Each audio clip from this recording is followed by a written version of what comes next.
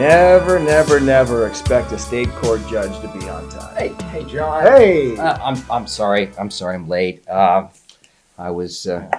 State court tends to be late. Well, we're busy. We're busy. You know Right. how that goes. We had a petition for rehearing Oh. filed this morning on a case that we decided last month, and I was just taking a look at that before I came over. You actually look at those things. Sometimes if you get it right the first time, you really don't have to worry about it the second time. Well, it must be nice to be infallible in sitting on a federal court. Sure. But at the state level, we can actually admit that on occasion we might make a mistake. Okay. Maybe someday we'll get there. Anyway, so I was looking at this petition Yeah. for rehearing, and let me ask you this: how many of those do you see over in the Ninth Circuit? Well, since I know my court very well, last year we had 736 in our court, but only 8 were granted. So 0.01%. So Wow. Pretty low number. That is.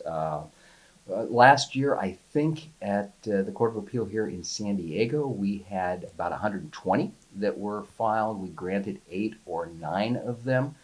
Court of Appeal up in Riverside seems to grant fewer, but that may be because they have that tentative decision process. Yes. That may impact how many of those that they grant. But so now I've often thought that even petitions for rehearing that are denied can sometimes have a significant effect because the court has to modify its opinion in response or chooses to modify its opinion. Is that something that happens at the Ninth Circuit? Yes, actually, I think it's more common for that to occur where an opinion will be modified with the petition for rehearing still being denied than an actual petition for rehearing to be granted. So they can have an effect, maybe not a huge effect all the time, but in certain cases it certainly will.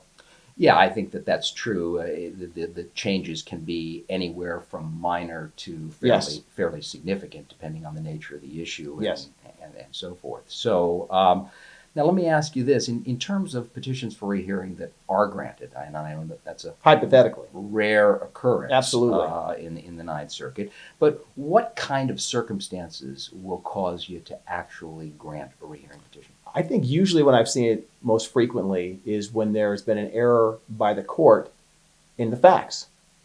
Oftentimes, these records in these cases are very complex, and we may get a distance wrong, we may get the name of a party wrong, hypothetically, and we want to get that right. So that's where I've seen it granted. Sometimes it might be a little more dramatic than that.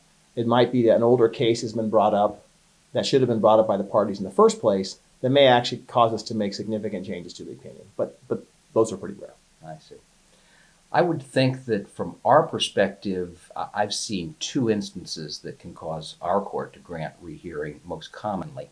One of those would be where there's a new statute that becomes effective between the time the opinion is filed and the time the rehearing petition. And actually, that's happened on a few occasions recently. We've had a number of rehearing petitions that have been granted on that basis. Then there's also the case where a new Supreme Court case will come down, and we clearly have to take note of that, but that's a rare occurrence. Well, I you know what I liked, you said our perspective, because that reminded me recently in an argument, a litigant kept calling me justice. I thought to myself, I want to look at the guy and say, you think I was appointed by a governor? Come on, baby, I'm presidential. I would have thought that would have made you feel good. Come on. Says the guy whose courthouse is where Carrot Top performs, the comedian. Yeah. Well, so let me ask you this in terms of new authority. You mentioned a minute ago that sometimes you may find out about even an older case in a petition for rehearing. Now, if the lawyers missed it, if it should have been in the briefs, is there ever an instance where you're going to take a look at that on a petition for rehearing? Look, at the end of the day, we want to get it right. And so I would like to think my colleagues would still get it right. They may chastise the lawyer.